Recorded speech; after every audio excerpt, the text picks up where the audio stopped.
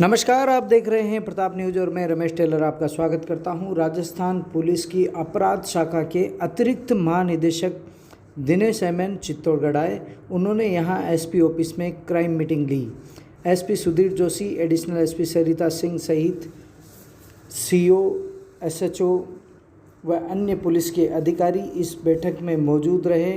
आपको बता दें कि राजस्थान पुलिस की अपराध शाखा के अतिरिक्त महानिदेशक दिनेश एमएन यहाँ चित्तौड़गढ़ पहुँचे। उन्होंने क्राइम मीटिंग में पीएचक्यू पुलिस हेडक्वार्टर की आदेशों की पालना सहित विभिन्न प्रकार के अपराधों के बारे में जानकारी ली और आवश्यक दिशा निर्देश दिए।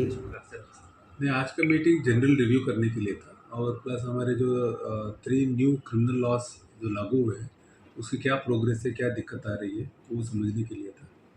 और इसके अलावा जैसे चित्तौड़गढ़ में जो मेजर क्राइम ट्रेंड्स हैं उनको एनालिसिस करना, उसमें क्या एफर्ट्स चल रहे हैं कम करने के लिए।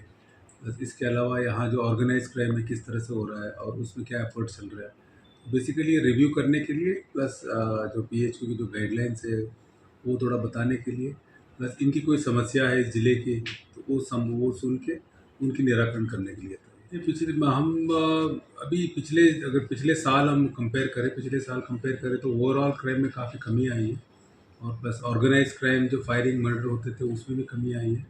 और पिछले साल हमने चेक किया तो फायरिंग इंसिडेंट्स में 30 से 40% कमी आई है, फायरिंग इंसिडेंट्स में 30%, और जिसमें फायरिंग से जो डेथ होती थी उसमें करीब करीब 50% कमी आई है।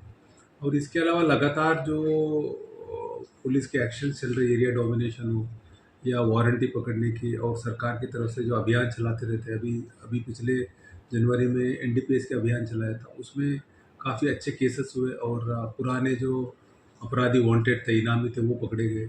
इसके अलावा इनकी जो प्रॉपर्टी इन्होंने बनाई थी, कुछ जगह अवैध प्रॉपर्टी थी, उनके खिलाफ एक्शन लिया गया। प्लस हमारे 68F धारा है, उसमें प्रॉपर्टी फ्रीज भी की गई। और आपके यहाँ चित्तौड़ में भी अच्छे काम हुई है, करीब करीब 7 या 8 लोगों की प्रॉपर्टी फ्रीज हुई है। और इनके चित्तौड़ में जितने भी ज़िले के जो वांटेड और बड़े तस्कर थे वो सारे पकड़े गए। तो इस तरह से ओवरऑल कमी आई है और कुछ का वारदातें हो रही है, लेकिन पुलिस इमीडिएटली एक्शन ले रही है, पकड़ रही है और चार्जशीट कर रही है। नहीं, उसको सरकार ने एक ANTF, anti narcotics task force, एक डेडिकेटेड एक फोर्स बनाई है जिसमें एसओजी के अंडर रहेगा और उसमें एक एसपी रहेंगे, प्लस इसके अलावा पूरा जाब्ता दिया है। वो जिस तरह से हम देख रहे हैं कि ड्रग्स की, जैसे पंजाब में एक एसटीएफ बनी थी, ड्रग्स के लिए एसटीएफ बनी थी, उस तरह से डेडिकेटेड काम करने के लिए।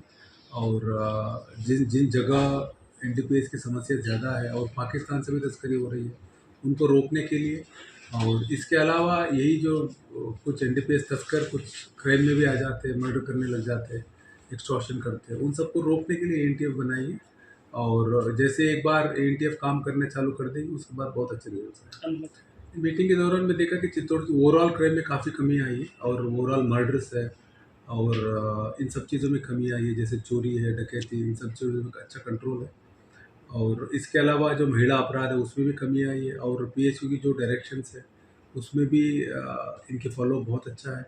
और हमारे जो न्यू क्रिमिनल लॉस जो लागू करने का भी देखा हमने, उसमें भी स्थिति बहुत अच्छी है। और इसके अलावा एनडीपीएस में मैंने देखा कि एक तो जितने भी इनके बड़े तस्कर थे, ओकर खटीक हो या उदयलाल गुजर हो, जितने भी, वो सब इन्होंने अरेस्ट किया है। और उनके ऊपर ये भी मैंने चेक किया कि ये लोग इनके हर एक केस को फॉलो कर रहे हैं, केस फॉलो करके उनकी प्रॉपर्टी की भी फॉलो कर रहे हैं। और कुछ लोगों के 68F में जब्त किए, कुछ लोगों को इवन ईडी को भी देने की तैयारी कर रहे हैं। और इनका फॉलोअप भी ठीक है और लगातार एरिया डोमिनेशन की भी कार्रवाई कर रहे हैं। इसमें मैंने देखा चोरी में भी काफ़ी कमी आई है और लूट में भी कमी आई है। और इसके अलावा कुछ मर्डर जो हुए थे, और जो पिछले साल को 18 मर्डर हुए उसमें 17 वर्कआउट हो गए और एक मर्डर में अभी भी इनकी टीम लगातार काम कर रही है, जल्दी खुलने की संभावना है। और ओवरऑल पुलिसिंग हेल्थ बहुत अच्छी है।